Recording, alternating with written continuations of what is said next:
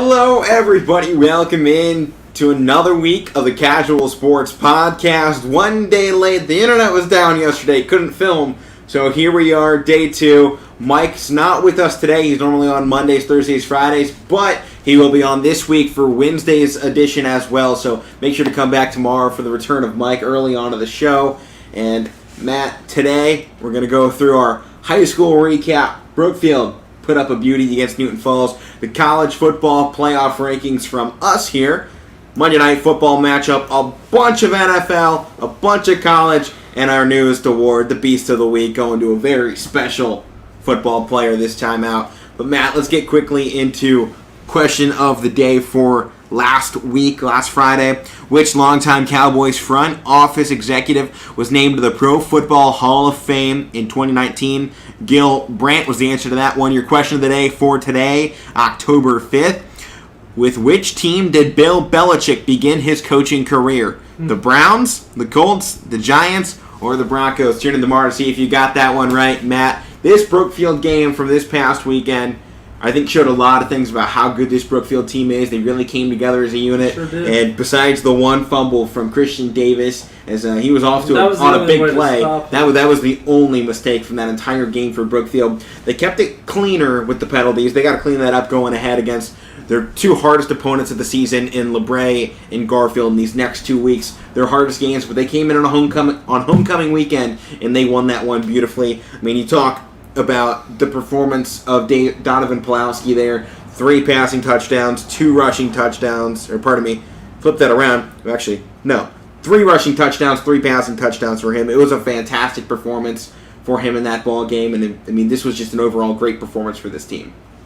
Yeah, I mean, I can't say anything bad about this team. Like, they're good, but they're gonna have they're gonna have a huge test this Friday against LeBray.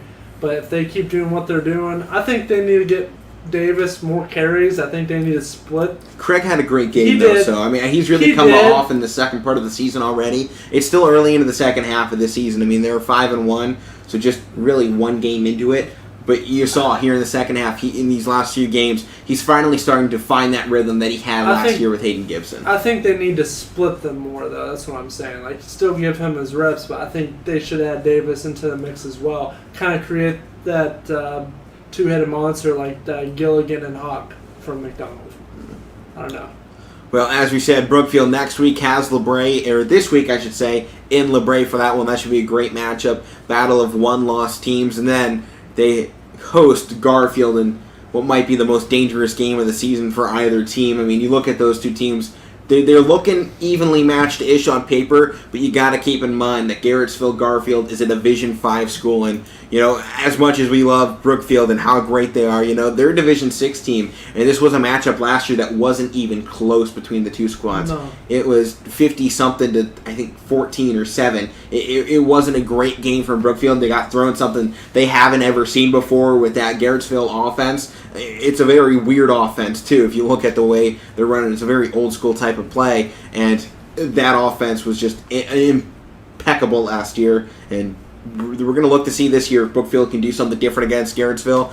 But right now, in the MVAC Great Conference, Brookfield technically is in first place, Garfield right behind them in second, and LeBray there in third. So these next 2 weeks here for the MVAC, it's going to be telling who takes home this title. Yeah, and it's going to be a very tough next couple of weeks for all these teams. That it will be here, and as we might have to go a bit rapid fire this week here, we got to move on quickly from that. Obviously, no show Monday. We got to fit an hour's worth of stuff into Tuesday, Wednesday, and a little bit on Thursday before we start looking ahead to this next weekend here. So, Matt, let's get into our college football playoff rankings, the Casual Sports Podcast, week 4, second week now that we have done this here.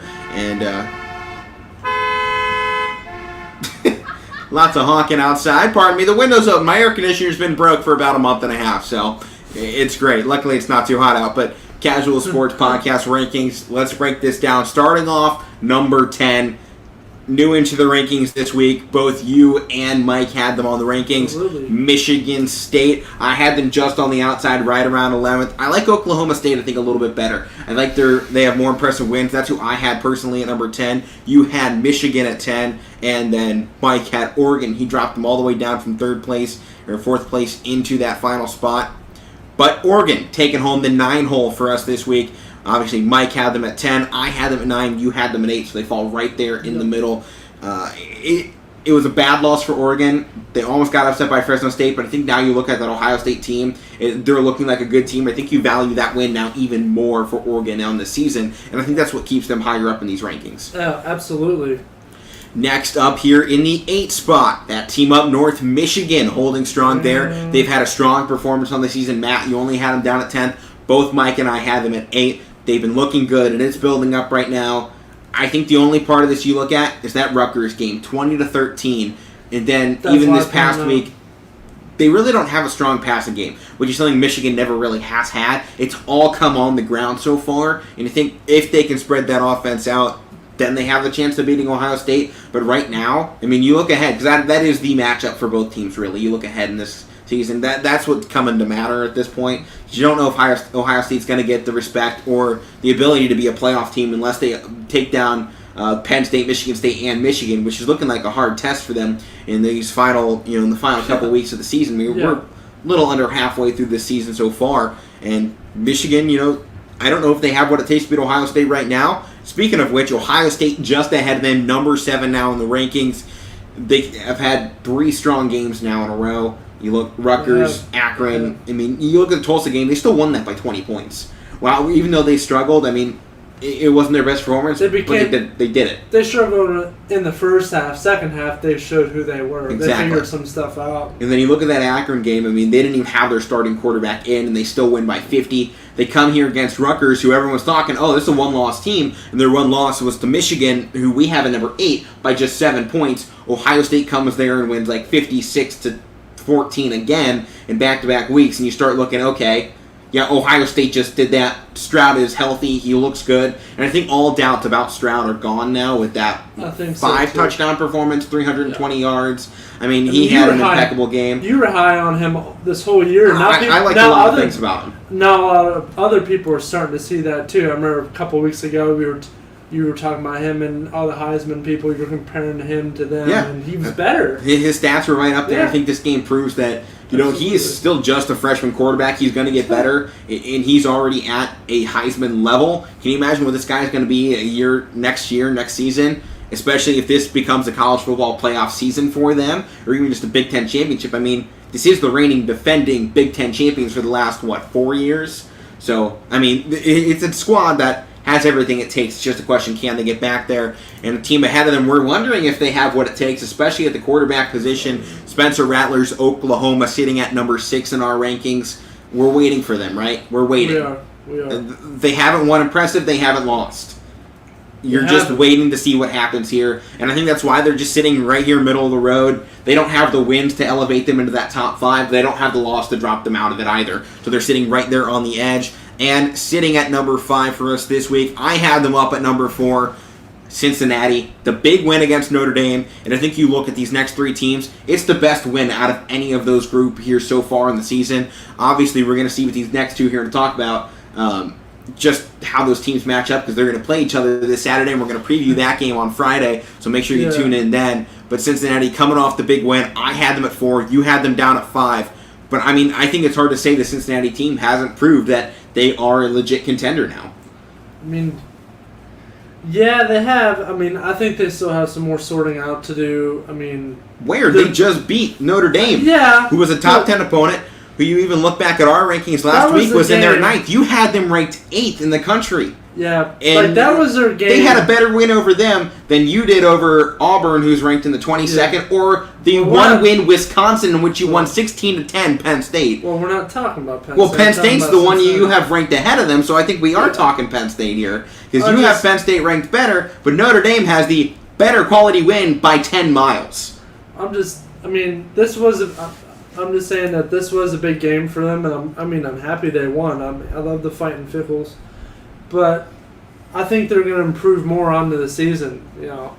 That was their biggest test. They're opening American play here, and they pretty much have an easy road from here on out. So they just have to win out.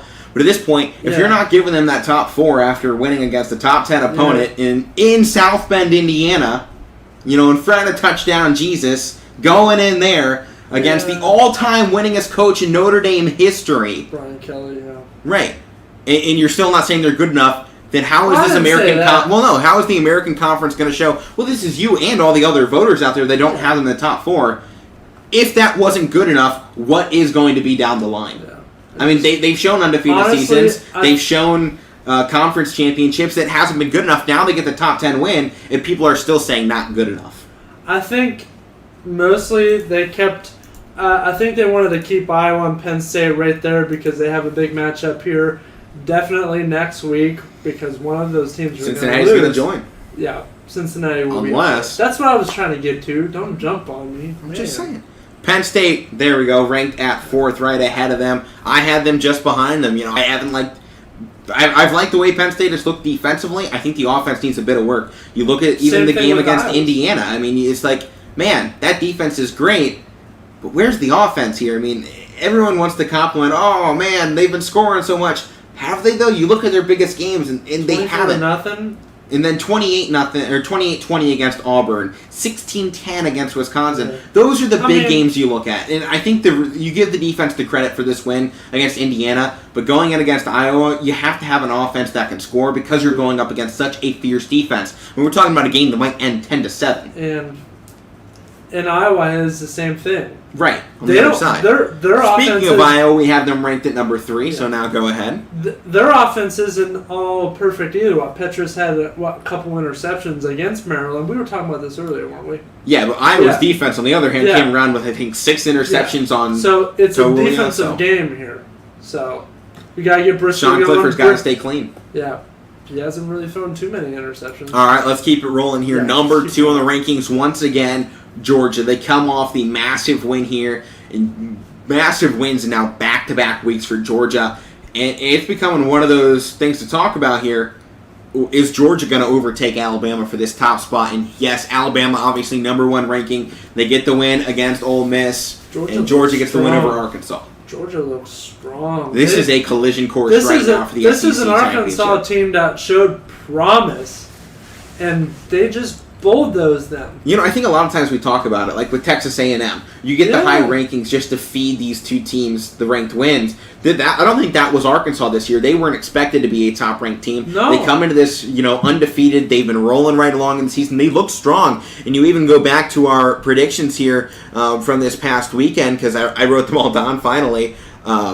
I picked Arkansas 28-24. Mike picked Ducka 24-20, and you picked Arkansas by 3 or 7 points. And here they go, not being able to score a single touchdown in that entire week here. No. So you look ahead, and it's like, how good is Georgia's defense? I mean, obviously, they held Clemson down. Now they've held Arkansas down. Back-to-back shutouts against Vandy and Arkansas, which hasn't happened, I think, in the SEC, and I think they said like 20 years or something. This is becoming one of the all-time best defenses in SEC history in a modern-style offense that, should be able to score touchdowns. Georgia is shutting them down nonstop. Yeah, they made Arkansas look like Kent. Right, and I'm not sure that we could even say Georgia isn't the favorite to win the championship right now in the SEC and college football. I mean, no other team is dominated like Georgia right now. And you know what's sad? They had their backup quarterback in, and they still dominated. Right. All right, so that's the college football rankings here for the Casual Sports Podcast. Let's get into some NFL here. Quite a few games to get down. Let's talk Monday Night Football. Raiders finally take the loss to the 3-1 Los Angeles Chargers, 28-14. A fantastic game, I think, from Herbert, 25-38. 222 yards, 3 touchdowns. Eckler, 117 yards on the ground with a touchdown on just 15 carries. Fantastic. Josh Jacobs, I think, the real hurting point right now for the Vegas Raiders. I mean, he was injured a few weeks ago, didn't play last game. He's back here, and I think he's struggling to get into that rhythm. I think he's still dealing with that injury. You can see it, 13 carries, 40 yards. That's not what we're used to out of Josh Jacobs. No, we're not. We're not at all. I mean, we see him as a power back, and he's not showing any power. Right, it was I believe, right calf injury, and it's so hard to get back to that power game if you can't trust in your legs to keep you there and in the game. You almost wonder, is he playing conservative? And now it's affecting the pass game. When Carr's been able to give it off to the run game and allow them to do their jobs, he's been fantastic. Now here, 21-34, 196 yards, 2 touchdowns, and 1 interception for him. I mean, it was a game they probably could have won, if they had more offensive production. I mean, just 2 touchdowns, they all came in the third quarter. The rest of the game, though, was all Chargers. They really did get that lightning bolt. That they did. From that delay, which we gotta talk about that just for a second. But they found Donner and Blitzen. $5 billion stadium, and the game gets delayed because of lightning? Lightning? That's a $5 billion stadium! And it has a roof! It has a roof, yeah. Right. Whatever. Yeah, Chargers, though, found Donner and Blitzen, held them into that ball game just fine. Yeah. So, next game up here. What? Nothing. Keep going. All right, next game up here. It was Sunday's late night. The return to Foxborough for Tom Brady without his big man Gronk. 1970 win for the Buccaneers. Tom Brady, I think he was averaging his return 22 of 43, 269 yards. Fournette, though, kind of the big story on the ground there. 20 carries for him, 91 yards. Through the air, Mike Evans led the team with receiving yards in 75. Mac Jones, I think, actually outplayed the former quarterback. You know, he had the one reception, but 31 of 40, I think, is the number you take away there with 275 yards. The 2 touchdowns, you expect that when you're throwing that many passes, that many yards. Especially, he did that with no rushing game. I mean, you look at total, 9 rushing yards for the Patriots. They couldn't run the ball. They didn't even try to run the ball. I mean, Damian Harris got the most carries at 4, and he ran for -4 yards. He get hurt, too. Yeah. I mean, there was no attempt to run the football in this game. The Patriots and Bill Belichick knew they couldn't run the football against that fantastic front line, and they threw the ball, and they threw the ball pretty well, and it came down to a game-winning field goal. It was amazing. I enjoyed every bit of this game, and this record right now for the Patriots, 1-3, it's not them. They are the best 1-3 team right now. I'm going to put that out there. Mac Jones is... Steelers are 1-3, so... Yeah. Yeah, and I will get into that later in the week. But we're not going to talk about them right now because we don't talk terrible teams right now. But Mac Jones is definitely the guy here. Oh my gosh, this kid. I mean, it'd be pretty bad if you were a horrible player from being coached by Saban, then you just fall into the hands of Belichick. But no, he's performing just fine, and I don't think you can take anything away from a rookie quarterback. Yeah, he's a rookie, too. Keep in mind, he loses the game, but that's not really important for the Patriots right now. No. They're seeing what they have in Mac Jones, and whether they win games or lose games, he has had 2 games on the season that have come down to that final possession, one against the Dolphins, now here against the Buccaneers. They get the big win over the Jets, and that's their biggest win. Then they take a 2-possession loss to the Saints. But that Saints team is so up and down, and that was just one of their good weeks. So I think right now, if you're the Patriots, you're taking what you're getting from Mac Jones. Next up for them in the draft this year, wide receivers, running back. Because you see the defense there. They held the Buccaneers to 19 points. That's fine. You need now Mac Jones, guys on the ground in the offensive line. Matthew Judon is the glue to that Patriots defense. Holy cow, the guy was everywhere. Obviously he was with the Ravens. This guy was a force. Just 4 tackles, 3 assisted, but he got the 1 sack as well. Sack. You see the tackles and the assists there. Sometimes I don't feel like that tells the whole story about a defense and a defensive player. You had to watch the game because he was back there. He was frustrating the offensive line the whole game. The whole game. It was unbelievable. That it was. There was a missed field goal at one point for this Patriots squad by Nick Folk. So he makes that one more, and they win the football game here. We're talking an upset for Mac Jones. Yeah, that field goal. Won the game. That was exactly. Yeah, that was if he would have made it, they would have won. So next game up here, a good bounce back win for the Chiefs here, 42-30 over Philadelphia. Yeah, no way they're falling 1-3. Who's also now 1-3. I mean, you're talking about good 1-3 squads. It's hard to say this isn't one of them. I mean, yes, their one win was against the Falcons in Week 1. Since then, they lost by 6, then by 20, then by 12. But then again, it's not a rookie quarterback per se, but it's his first year fully starting. And they don't have a ground game. They are working on the pass game, and he put up 387 yards on 2 touchdowns. Jalen Hurts did his job. 47 rushing yards. Now it's time for the defense to play complimentary football. Hold the Chiefs down, which is very hard to do. But I think now you look ahead now for the Eagles. You're like, we can build off this. We need to learn how to get Miles Sanders the ball where he can do something with it because he got 7 carries for just 13 yards, averaging 1.9 yards per carry. That's got to be better. I mean, Jalen Hurts is your leading rusher. That can't happen every week.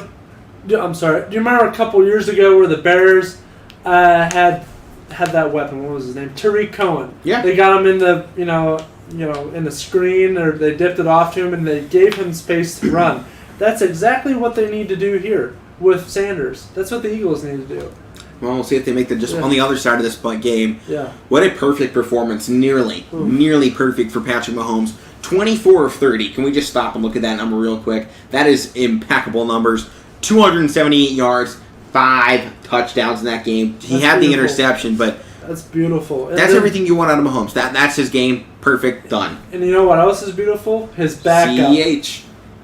102 yards. He's coming around.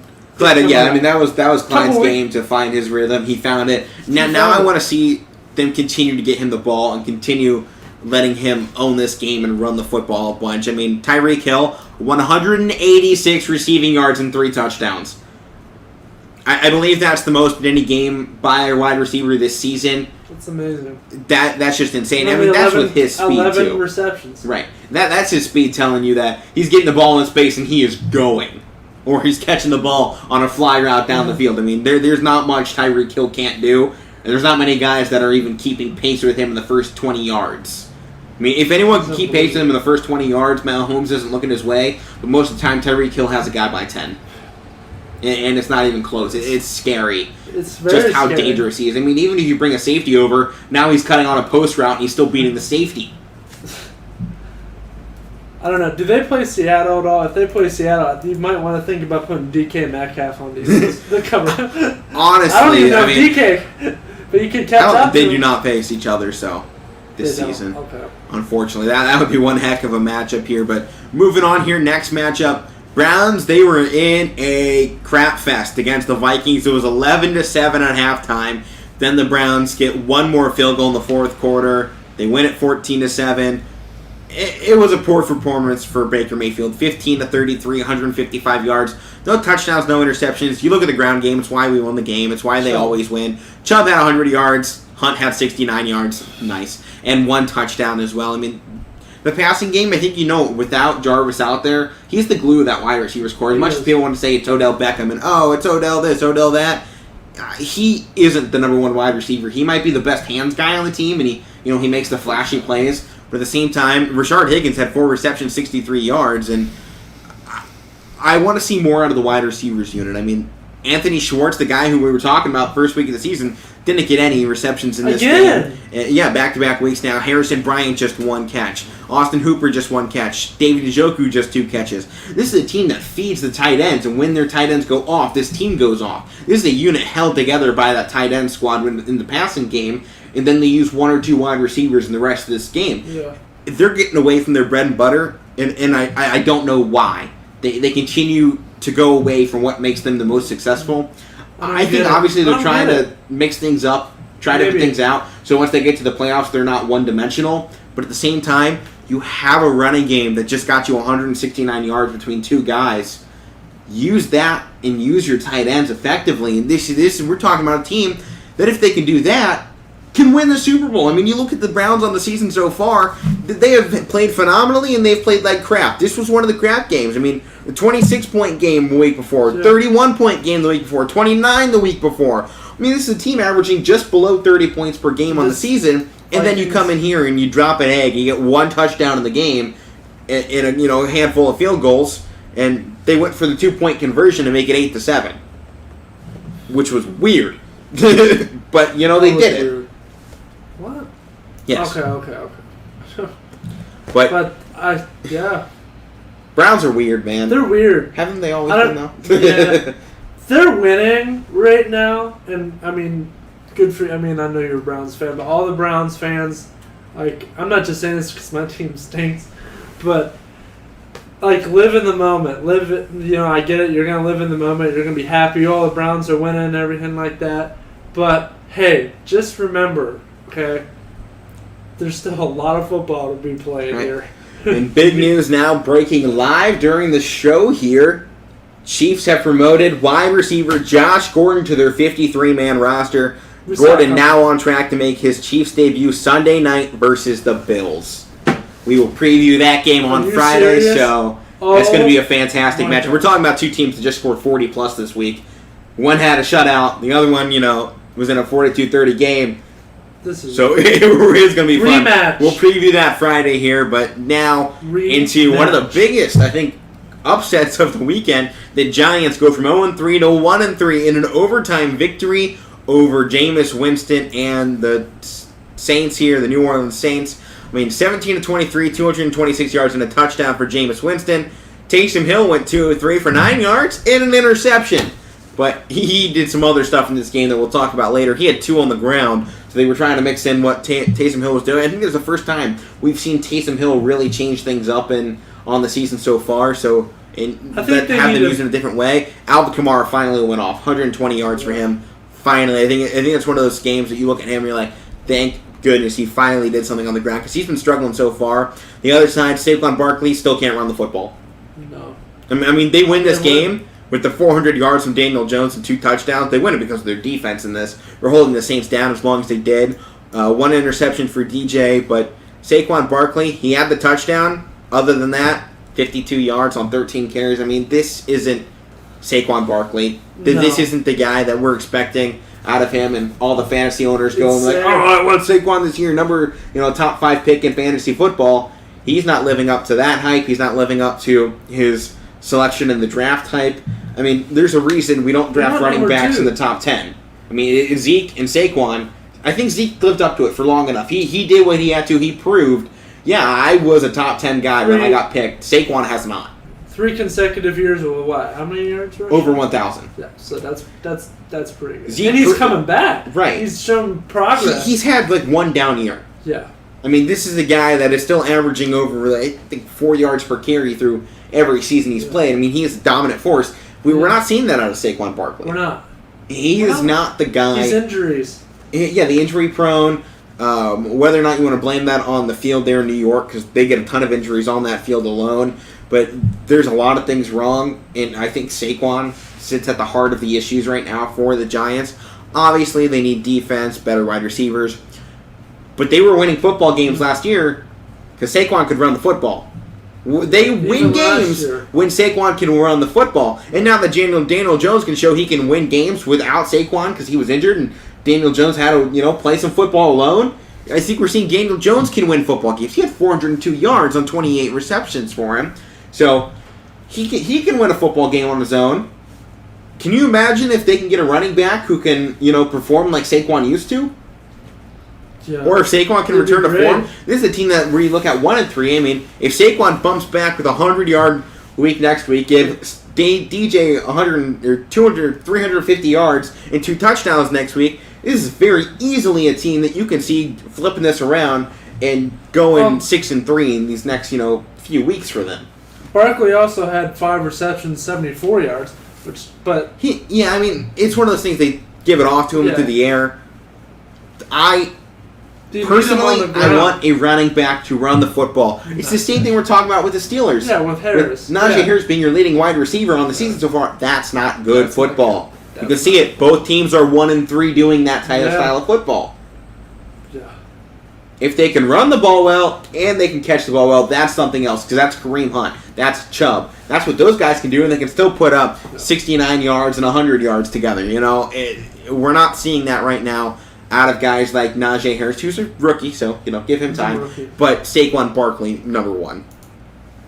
Next up here, a game that ended in some controversy.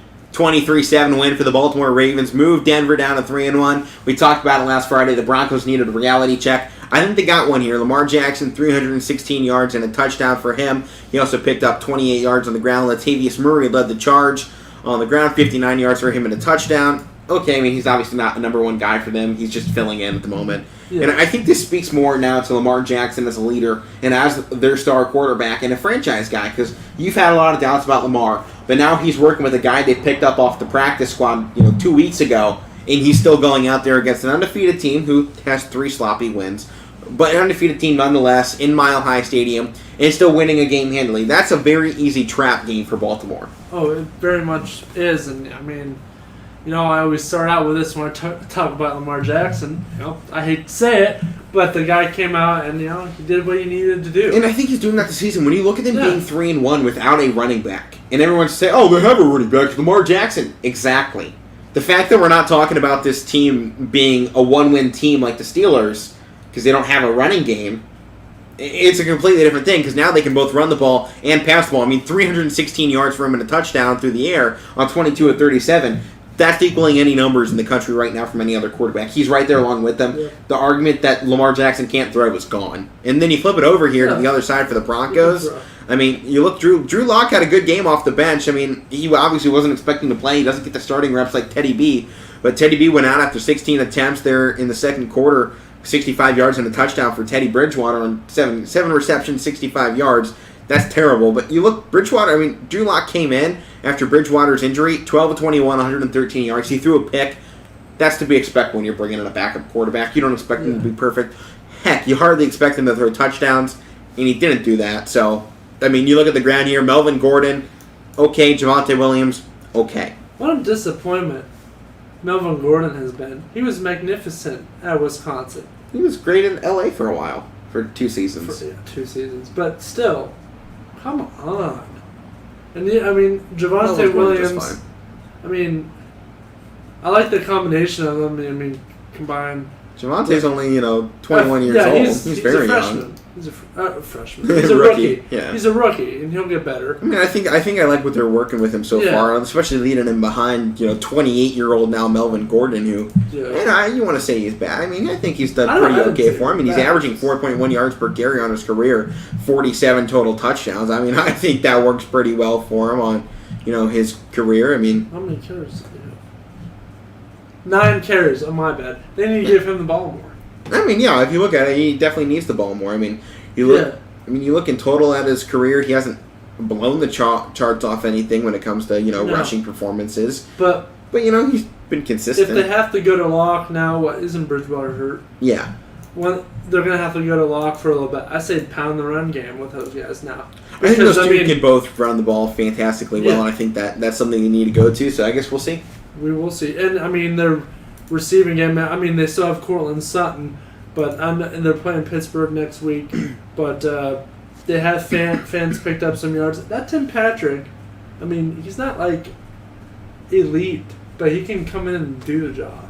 His job just fine here. Yeah. Let's move into college football now. Starting off, number 2, Georgia. Win over now ranked number 13, Arkansas. 37-0 without starting quarterback JT Daniels. Stetson Bennett is now the starter. 7 of 11 for him, 72 yards. They threw just 72 yards to score 37 points. On the ground, James Cook, 12 carries, 87 yards. Zamir White, 16 carries, 68 yards, 2 touchdowns. Kenny McIntosh, 10 carries, 57 yards.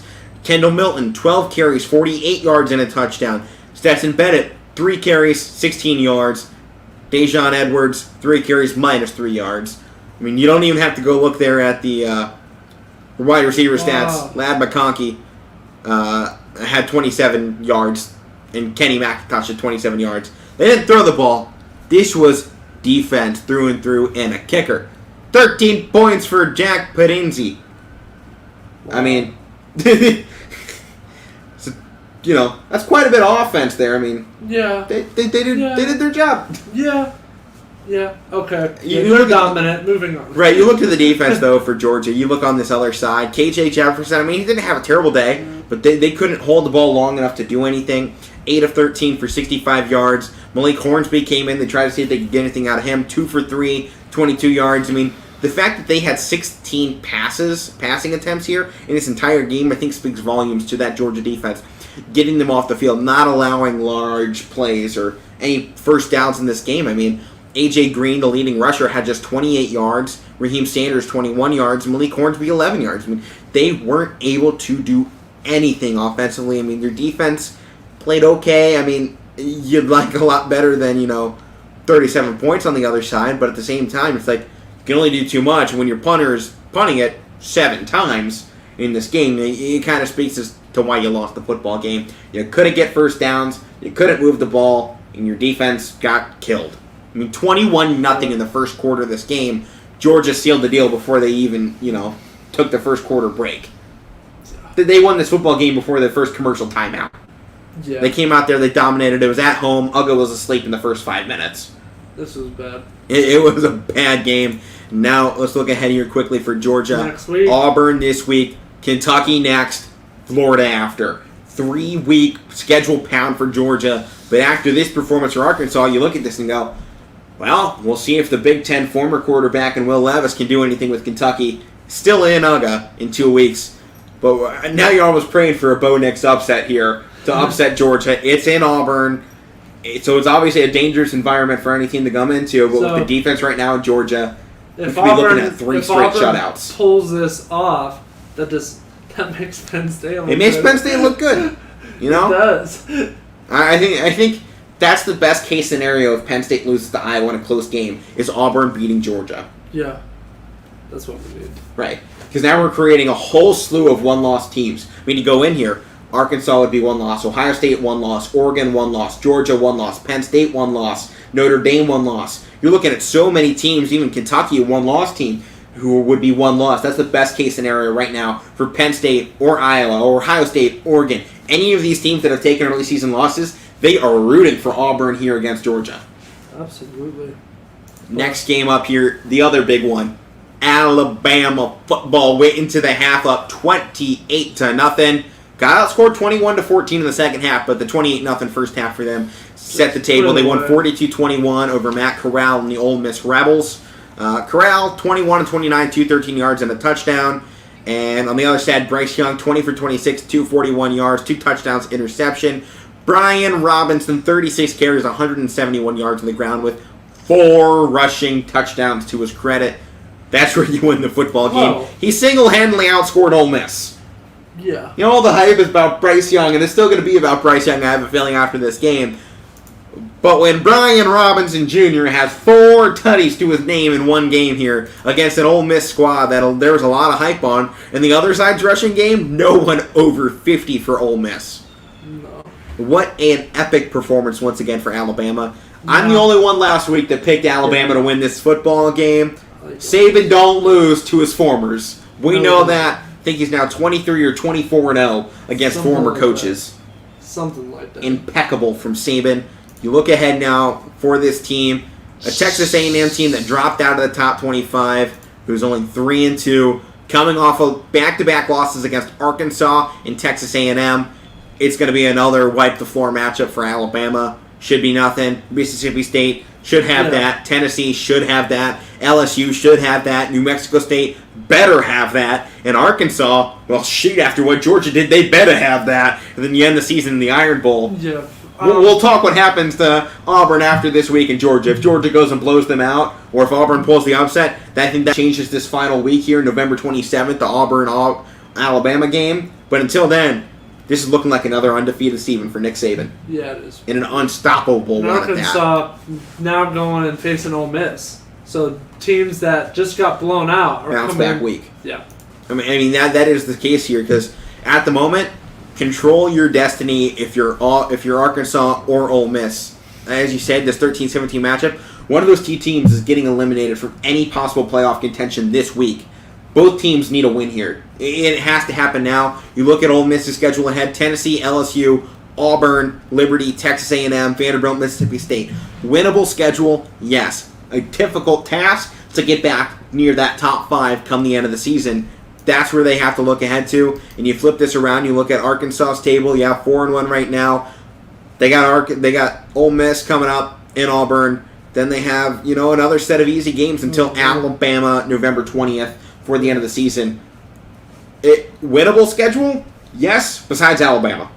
I think is the question there. So, 2 difficult tasks. Both these teams have to win out if they want a shot. And especially Arkansas, if they beat Alabama down the stretch, they can then jump themselves back up into the conversation there. They could. But they have to now. Right, there's no question marks of, what if you lose that game? There is no more what-ifs for this squad here as they pull up the conference rankings. SEC East, controlled by Georgia, Kentucky in second, and Tennessee there in third. On the other side, the SEC West, Alabama in first, Auburn in second, LSU in third, and Arkansas in fourth. LSU 1-1, Arkansas 1-1, but I think Arkansas is still the better team there in that matchup. But Auburn 4-1 on the season, 1 loss to Penn State. I mean, Auburn still doesn't look like a good team, but you got to give credit to the record right now. They won when they're supposed to win. So we'll see that moving forward here. 20 minutes left in the show. 3 games to go here. Wake Forest, the Demon Deacons, narrowly beat the Louisville Cardinals 37-31. And I loved Malik Cunningham in this game. He was on it again. He didn't run the football as much. He still had 2 touchdowns, just 46 yards there. But he's opened it up through the air now. And that was something I think Lamar Jackson did so well with this Louisville offense. Because they run a dual threat style that is beautifully set up for anybody that is that perfect dual threat guy. And he's just that. 19-26, 309 yards and 2 touchdowns through the air. A 75-yard touchdown pass to Tyler Harrell. Jordan Watkins with 62 yards. This was just a great game for him. But Sam Hartman did well enough to win this football game, and he got help out from the rushing game. A lead back, Justice Ellison, 67 yards, got the touchdown. Sam Hartman himself got a touchdown on the ground too. I think they can do a lot better than this game, but they still scored 37 points with just 4 offensive touchdowns. I like this Demon Deacons team. I mean, a tough unit, 19th in the country, but 5-0. I think once we hit college football playoff rankings, this is going to be a team that is skyrocketing. We're going to see them sitting here around 19-15, right around with the Chanticleers of Coastal Carolina, who won again, by the way. And then they're sticking around 16-15. Yeah, they're not getting any respect. I mean, They have an easy schedule, but they've been undefeated for now 2 seasons in a row. They have. So, I mean, I think it's only a matter of time before they either leave that conference or they start garnishing that national respect, or sit there until 2025 when we get this new playoff format, potentially, and take one of those conference championship slots right there out of an easy conference. But looking Wake Forest, once we get down to, I don't remember what week they launched us out. I think it's 7, 8, or 9, somewhere in there, that we get that college football playoff ranking. This is a team ranked 19th after another win here in an undefeated season so far. You look at Wake Forest and you go, that conference football or college football playoff rankings, they're going to jump up near that top 10, if not in the top 10 so long. I mean, look, these next few weeks, this is a winnable schedule. Next few weeks, Syracuse, Army, Duke, UNC. Duke and UNC, I think, are the 2 big games there on the schedule. Duke's been impressive so far. They have. And I think you have to give credit there to what they've been putting together. I mean, they're 3-2 right now, but 3-0 at home. I think, actually, hold on. I don't know if that was 3-0 at home. Give me 1 second. Go. Yeah, 3-0 at home, 0-2 on the road. It bodes well for Wake Forest because it's in Wake Forest in that game. So then UNC the week after that, another 3-2 team. Then NC State right before it. I think that's their big game for them. Clemson after that, who is now unranked. Even though they won. Right, for the first time in years under Dabo Swinney. I mean, I think you have to go back before Deshaun Watson to find them unranked. So, I think so, yeah. Wake Forest, those last 3 weeks are the hard ones. They can win these next 4 and then go into these last 3. NC State, Clemson, Boston College. Boston College nearly beat them. Clemson. They fumbled in the red zone with 20 seconds left. And for Louisville, 3-2 right now, plenty of space to go. They got Virginia this week, which I think will be a good game. We're going to preview that one Thursday. Boston College after that, which once again should be a good game. NC State should be a good game. Clemson, probably a good game. I have a feeling with the way Louisville operates in football, they don't win big. They put up a lot of points. They don't win big. Same thing with Wake Forest. They battle out. I mean, I know they had those 2 dummy games to beginning, like Norfolk State, I think I saw. But they they battle out their wins. They go in and they gruel, they get the blood and sweat going, and they get that ball running, and that's how they win. Exactly. They're not going out without getting hit. Exactly that. Now let's look at your ACC standings. Wake Forest in first place of the Atlantic, 5-0 in the season, 3-0 in conference. NC State in second, 1-0. Clemson in third at 2-1. Louisville fourth, 1-1. In the ACC Coastal, controlling first place is Pitt, 4-1 overall, 1-0 in the conference. VT, 3-1 overall, 1-0 in the conference. I love what we're seeing right now out of the ACC. They're seeing Clemson is down. They're seeing this is up for grabs. And you are seeing every team right now come out of the woodworks trying to take over the ACC this season. And I think this is the biggest recruiting chance right now for any ACC team right now. I mean, you got Clemson on the down low. They're looking like a bad team even with the 5-star talents everywhere. This is a team that's threatening on the edge of 500 football. And now I think this is where Wake Forest can come in. NC State, right there, border rivals against this squad. Go into South Carolina and just start picking up guys like, hey, do you see what's going on here? Why don't you come over to the Wolfpack where we win football games over here? And you got Wake Forest who's been right up there. This is their greatest opportunity to, one, get to the college football playoff. If they go undefeated and win the ACC, they are in. They are in. With how competitive the ACC is right now, they win this football game, especially when we talked about those last 3 weeks for them. Yeah. Undefeated football for Wake Forest wins this season. They all have a bunch of great teams here. I mean, Boston College and just that BC close. is, in the last place for the ACC Atlantic, but they're 4-1 right now. Just the one in-conference game because they're 0-1 in that. Yeah. But it was against Clemson, who's 2-1 in the conference, and it's still Clemson football. Then how about on the other side, Pitt, man? I mean, they had that one loss against Western Michigan, I believe. Yeah, 44-41, and a very confusing game after that Week 2 win over Tennessee. We'll see how they fare once they get into some of these tougher matchups blew out here. Georgia Tech, and that was the surprise, right? Yeah. No, I mean that was Georgia Tech. That was a 2-2 Georgia Tech team that has had a rough schedule so far, and obviously they nearly upset Clemson, and then they go in and upset UNC 45-22. It was a team that hadn't scored so far, and they didn't score again in this one, and that's why they lost. But an impressive turnout either way for Pitt. Kenny Pickett, almost 4-year quarterback now. Yeah, almost 400 more yards. I think. What do you think about that draft stock? No. It's going up, man. It's going up, but I mean, from Pitt to Pittsburgh? No. I mean, look at the last Pitt quarterback that got drafted in the NFL. Look how he turned out. If we're looking at the last, no, it's Nathan Peterman. Oh God, no, not Nathan Peterman. Okay, next game here, another close one. And this was the one we talked about. I hated that one of these two teams was going to drop out of the top 25 with the loss because Baylor is 4-1 and sitting at unranked. They're unranked and at 4-1. They're a 10-point loss to what is now sitting at number 12, 5-0 Oklahoma State. I mean, this wasn't even a bad matchup. This was a close game and one that was tied there, or just about tied in that fourth quarter. And Oklahoma State almost is 4-1 too. Right. Week 1 they lost 23-16 to Missouri State. Missouri State almost knocked them off. And you know who Missouri State plays this week? YSU? Yeah. So. Oh dear. Oh dear. It's going to be a fun weekend. I'm not going. Are you going? No. Okay, cool. Saturday. It's Saturday. Oh, right. We have a game. We'll preview that one on Friday's show there. But how about we go ahead and look here at the bottom staff of these top 25 rankings before we get too much into this Baylor game a little bit. San Diego State 4-0. All right, they can go in there. SMU 5-0. Go ahead. The Ponies there, they're working in. Pony Express. NC State 4-1. They've worked it back. Arizona State 4-1. Go ahead. Texas 4-1. Florida 3-2. They dropped from 10th this past week. I think they fall out again with a loss here, or even with a win. Overrated, in my opinion. But I think they're holding on there with the loss to Alabama. They're holding on with that loss. Yeah. Yeah. Okay. I was going to make that point that they're 3-2 and Baylor's 4-1 with one loss against a 10-point loss. Ranked. Right. But yeah, I mean, it's still tough right now. And I think there's a lot of teams that are falling out, and we're in that mid-season shuffle. We have a lot of good teams and a lot of teams that look like good teams. We're going to find out in the next 5 weeks who's going to stay up there in the top. Yeah. And it really is the top 15, isn't it? It really should be. The AP poll should be top 20. Those teams 20 to 25, question marks every time. Should. I do like 21-25. I do like to see Southern Methodist in there again, SMU. I watched all the documentaries on them. All your old people that are watching this know what happened to SMU.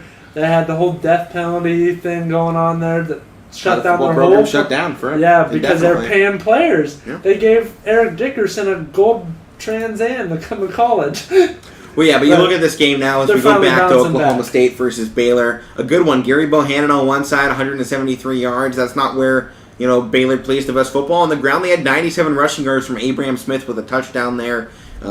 This looked a lot more like NFL game than an NFL stat game. It's not Big 12 football, and I think that's what you want to see out of Big 12 teams. Stop with the air raid and this nonsense. Defense needs to step up, and they finally did. Spencer Sanders threw 3 interceptions doing this air raid stuff, and I think both teams realized that, and they moved away from it, and both had over 100 rushing yards on the ground. And Oklahoma State, Devontae V. and Martin, 110 yards, no touchdowns for him. Rashad Owens, 53 yards, and a touchdown for him. So this was a run game. It's not something that either team was their best at. But They found the hole if they adjusted in the game, and they came back. And, I like Baylor 4-1. They're going to win this one next week against West Virginia. Then after that, it is going to be a top 25 matchup against number 10 BYU. That's going to be a hard matchup. BYU, After that, they have Texas on the schedule, too, who's at 21. They're moving back up in the rankings. They've been bouncing back, but they were with that other quarterback who didn't really work out very well. Then they switched over to their new quarterback. I mean, and you look at this seem to be getting 3-game it done. span for them, 160 points through these last 3 games, Next- including a 58-0 win over Rice, 70-35 over Texas Tech, and a This 32-27 matchup over TCU. But now this week, Oklahoma, Texas. I know we're probably going to preview this, and we have 10 minutes left in the show, but I'm going to say this real quick. This is the game that's going to decide a lot for Oklahoma and even Texas. Let's take a quick look here at the Big 12 standings. In first place, Oklahoma State. Oklahoma in second. Texas in third. Baylor in fourth. T-Tech in fifth. Iowa State in sixth. Then the bottom half still shuffling around here. But next game up, an overtime upset of an undefeated top 4 team, the Oregon Ducks. Anthony Brown does not repeat the performance from Ohio State. I think we kind of talked about this as a potential upset for Oregon in this game here. I mean, Stanford was a good-looking team. We didn't actually make it one of our picks, but I think we previewed it at some point. And something like that. I mean, Oregon was looking like a dominant team here, and I think as we were looking down the schedule of what we're going to preview here, we're like, this is going to be a blowout for Oregon. This should be a walk-away game here. And Stanford came right in there, used it as a trap. They were sitting at 2-2 with losses to UCLA and where was the other one there? K-State, in which they lost 24-7. I mean, this was not a team that looked like they should have beat Oregon at all, and here they come out. Tanner McKee, 230 yards, 3 touchdowns, 78 yards on the ground for Nathaniel Pete, and C.J. Verdell on the ground didn't have his Ohio State performance. Travis Dye actually had him beat out with 96 yards. I mean, I think it's still a strong rushing game for Oregon in this one, but not enough to beat Stanford, and that's something you got to say, wow, they didn't beat Stanford, and I think it comes down to Anthony Brown. Anthony Brown is the leader of this team. I mean, I think a lot of times you talk about running backs controlling the games. Quarterbacks are still the leaders, and at the end of the game, the running back can't throw at 96 yards for a touchdown and a Hail Mary at the end of a ball game. You still have to rely on your quarterback to get you in a spot at some point in this game to win it. And they had the overtime chance. They couldn't capitalize. Stanford took it in an upset. I mean, this is college football. This is what happens. That's what happens. And let's get a little bit more in here into these AP Top 25. As we were talking Florida, Wake Forest at 19 at 5-0, Auburn 4-1 at 18th. I like that. Leaving them sitting there, they're not getting too much of a jump up. Ole Miss at 3-1. I like they don't drop them too far down. Kentucky, they don't move. They're 5-0. They're stuck at 16th for back-to-back weeks here. Same thing with Coastal. Right, Coastal sitting there at 15th, pardon me, and they're both, I think, waiting. Coastal, I think, just has to go undefeated. Waiting for this moment. All my life. Alone.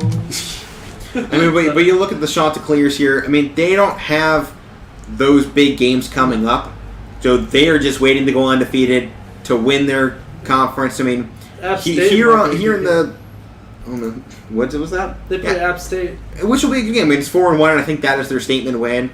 But you look here into their conference.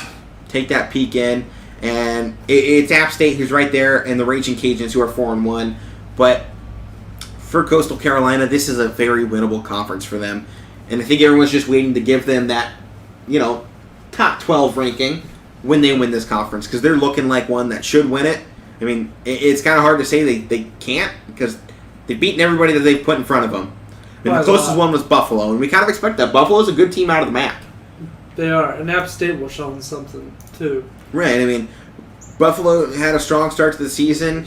They beat Wagner 69-7. They lost to Nebraska, but I think that was Nebraska that needed some confidence, and they took that game. And after the loss to Coastal, I think it's kind of given Buffalo a momentum sled. They barely beat Old Dominion 35-34. Then it was a 7-point loss to Western Michigan, but we've seen some good wins out of Western Mich.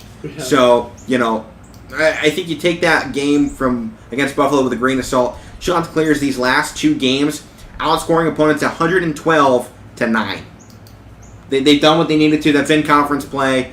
Chanticleers are rolling right along here. Notre Dame at 14th after the loss to Cincy. Arkansas sitting at 13th, Oklahoma State at 12, Michigan State at 11, BYU at 10, Michigan at 9, Oregon at 8, Ohio State 7, Oklahoma 6, Tennessee 5, Penn State 4, Iowa 3, Georgia 2, Alabama 1. No question marks there. In the rest of that, I mean, that's pretty much all straightforward for them, I think. And we will see. We will see. I mean, it's going to be a close call. This is the week that's going to cause headaches. It's going to cause excitement. Yeah, and let's go down some of these games that we're going to preview later in the week. Stanford versus Arizona State. Arizona State might now be one of the biggest chances for the Pac-12 after Oregon's loss. Still a one-loss team, but Stanford pulling off the upset one week. Can they pull it off for a second time? If they do, I think they find themselves in number 25 ranking next week. Oh, yeah. Georgia versus Auburn, we talked about that. Oklahoma versus Texas. The big game, Penn State versus Iowa.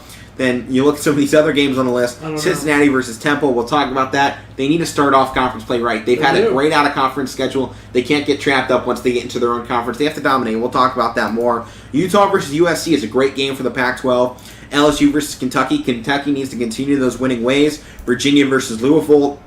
It could be an interesting matchup here as the ACC is shuffling out here and getting into conference play. I think this is week 3 conference play for the ACC. It's going to be a tough matchup. Then you have Notre Dame, Virginia Tech. Notre Dame needs to bounce back. Virginia Tech needs to continue winning football games. And then Michigan State versus Rutgers. Rutgers stuck it to Michigan, got blown out by Ohio State. Which was expected. Right, and then now here against Michigan State. We'll see what the difference is for Rutgers, and this is telling us the 3-game stretch between, I think, the three of the best Big Ten teams other than Penn State and Iowa. Because Penn State and Iowa are giving it to each other this weekend. I think the loser of that game only drops, 2 positions? Unless it's a blowout? Yeah. I mean, it'll be a team that drops from, in Penn State's case, from 4th probably down to 6th, 7th, 8th, right in there. Iowa drops probably down to 6th, 7th, or 8th. I mean, they're both dropping the same amount, I have a feeling. They're about neck and neck in the standings, and we'll wrap this thing up the way we always do on Monday's show. We got to move it to Tuesday, though. Start off this week. Yes. This week's Beast of the Week, baby! Man, alright, so before I name the winner here, I just want to give an honorable mention. Bo Nix. And if you all watched that game, made an incredible effort to get away from several defenders, went from the left side of the field to the right, and then finally found a wide open guy in the end zone. And just all the energy that he put into that. That was originally going to be my Beast of the Week, but I saw this play and it was amazing. Taysom Hill trucking 1, 2, 3, He took 4, 7 guys. 7 guys down. They had him in the hole. They had him. They had him. Yeah, I mean... Then he was gone. Exactly. I mean, this is Taysom Hill. He's not exactly the biggest of guys, but he went right there, right side of this offensive line, got grabbed immediately at the line of scrimmage, didn't matter, bounced off one, took another, and I mean, he walks into the end zone standing upright before being taken down on a wrap-up tackle in the end zone out of bounds, and what was, frankly, a late hit, basically. But it didn't matter. Taysom Hill into the end zone, breaking 7 tackles in that, and I sent that to the group chat there, and I was like, Beast of the Week right here. And everyone was like, oh, yeah, 100%. Yeah. No one was close. No. I mean, I just wanted to talk that's just about a big moment right there for that performance. So that was amazing. He was a beast. Starting off week 4 with some rapid fire. We got through it quick there. We're going to have even more rapid fire with Mike back on the show tomorrow for Wednesday. We got more NFL, more college, and make sure to come back Thursday when we're talking MLB playoffs. But for week 4 starting out here, I'm Alec. That's Matt. We'll see you next time.